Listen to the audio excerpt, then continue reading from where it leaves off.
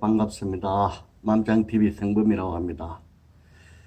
오늘은 존중정교분 제12 바른 가르침을 존중해야 함, 이 부분에 대해서 말씀드리겠습니다.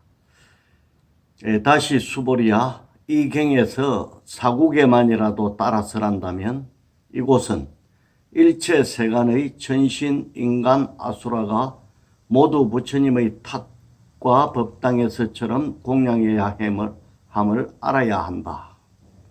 하물며 어떤 사람이 이 경 전체를 수지 독송함이겠는가? 수보리야, 마땅히 알아라. 이 사람은 최상이며 제일인 희유한 법을 성취할 것이다. 대부분의 종교가 부처님이나 신이란 존재를 신앙의 대상으로 설정해 놓고 열심히 믿습니다. 그리고 그들 나름대로 세상에 도움을 주는 행동도 합니다. 하지만 자기들이 믿는 종교에 지나치게 집착하여 다른 종교를 비방하고 심지어 살인이나 전쟁까지 서슴지 않고 일으키는 경우도 있습니다. 그래서 세상의 종교란 여러 가지 다른 일들도 그렇듯이 잘 믿으면 약이 되고 잘못 믿으면 독이 되는 것입니다. 하지만 건강경에서는 나라고 여기는 몸과 영혼, 또 나와 세상을 동시에 주재하는 부처나 신, 이런 것들도 모두 내 마음의 대상으로 떠올린 망상의 모습이라고 집착하지 말라고 가르치고 있습니다. 텅 빈 마음은 정해진 모양이 없지만 묘한 작용이 있어서 어떠한 행상이라도 그리는 대로 나타나고 또 지우면 사라집니다. 곧 마음씀에 따라서 성인도 되고 선인이나 악인, 또 맹신자, 추종자도 될 수 있는 것입니다. 그리고 자신의 생각 따라 신을 믿거나 깨달음을 추구하거나 자본주의나 공산주의를 숭상하기도 하고 붉은색 혹은 푸른색을 좋아하기도 하지만 이 역시 세월의 흐름에 따라 변화하게 됩니다. 그래서 물질적이든 정신적이든 내가 그려낸 모든 행상은 공하다고 하며 또 본래 없다는 의미로 무라고 하기도 합니다.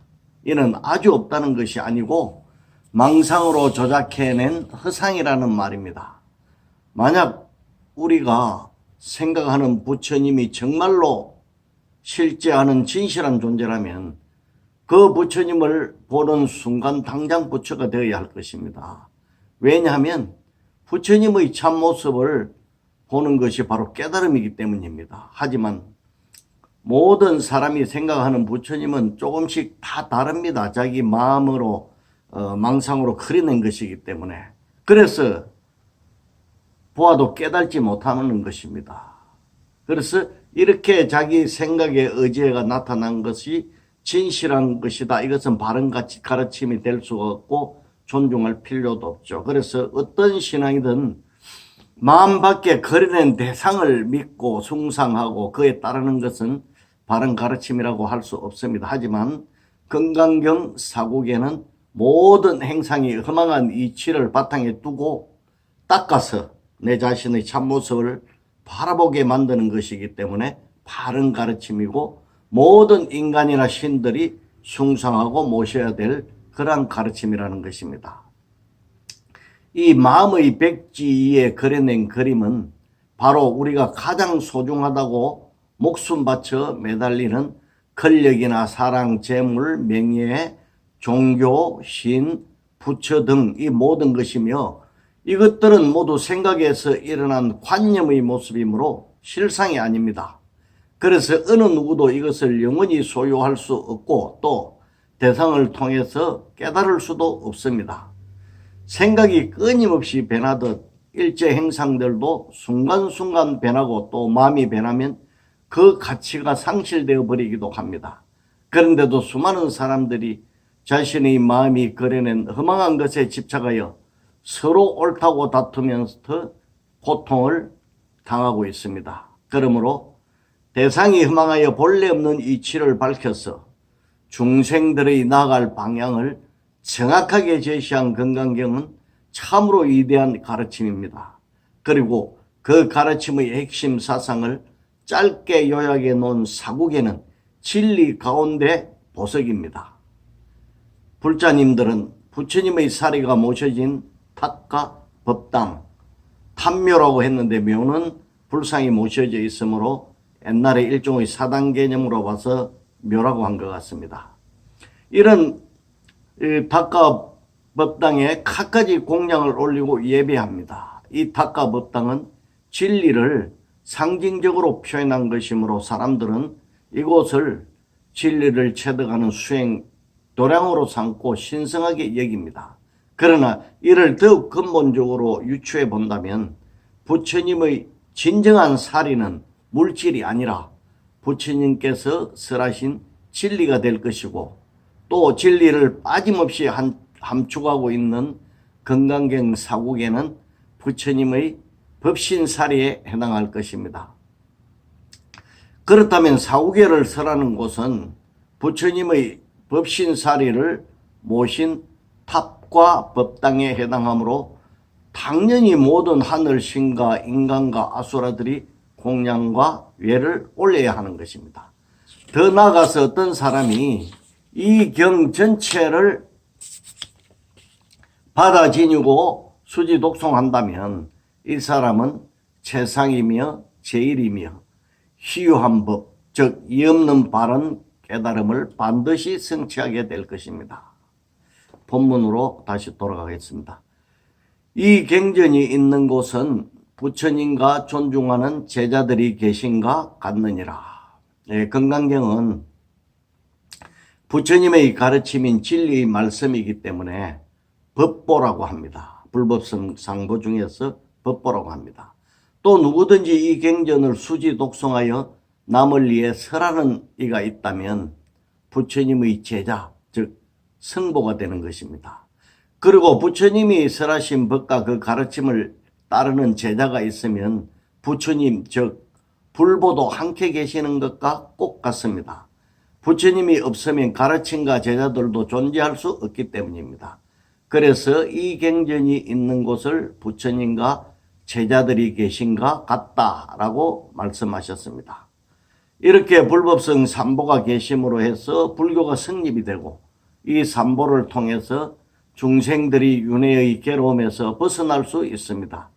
공덕 중에서 가장 뛰어난 것은 있는 그대로를 볼 수 있는 지혜, 즉 반야. 이 반야를 체득하여 자신의 본래 면목을 알고 해탈의 삶을 살아가면서 동시에 남을 이끌어 주는 것이 바로 성보입니다. 어떤 이가 의심하길 만약 경전이 있지만 수지 독송하는 이가 없다면 부처님의 제자들이 계시지 않는다.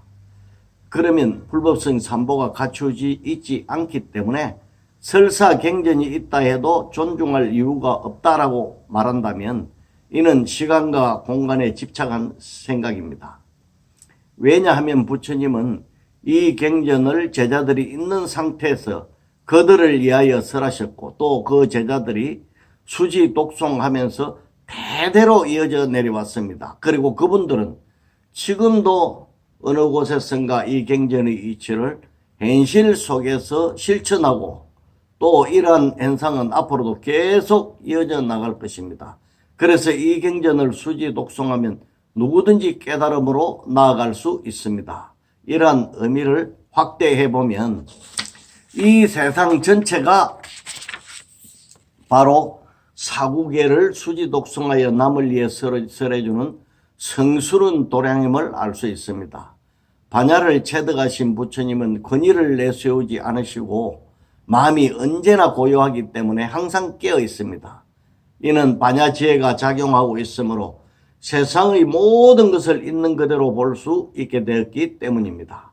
그리고 이 반야로 비추어 보심으로 일체 중생에게 불성이 간직되어 있음을 분명히 아십니다. 그래서 반야 바라미를 배우고 실천하면 모두가 부처가 될 수 있음을 다 알고 다 보실 수 있습니다.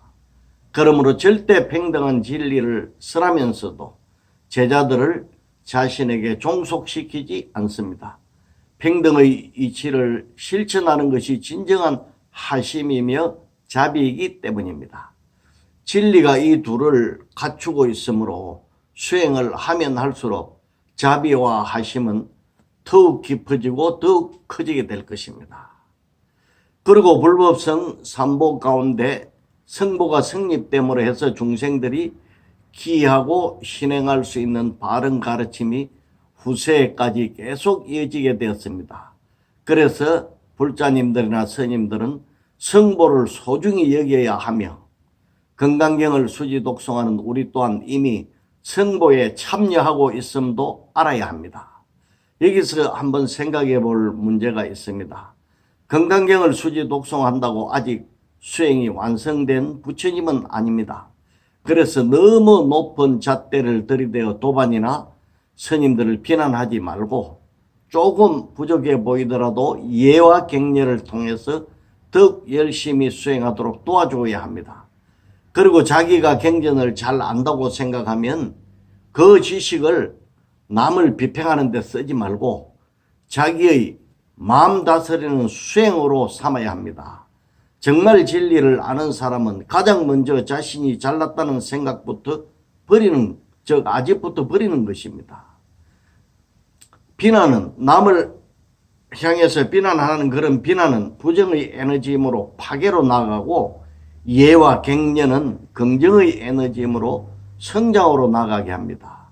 그래서 수행자가 지녀야 할 가장 중요한 덕목은 자비입니다. 우리 본바탕에는 자비가 갖추어져 있습니다. 오늘은 날씨가 무덥지만 어제보다는 많이 시원해졌습니다.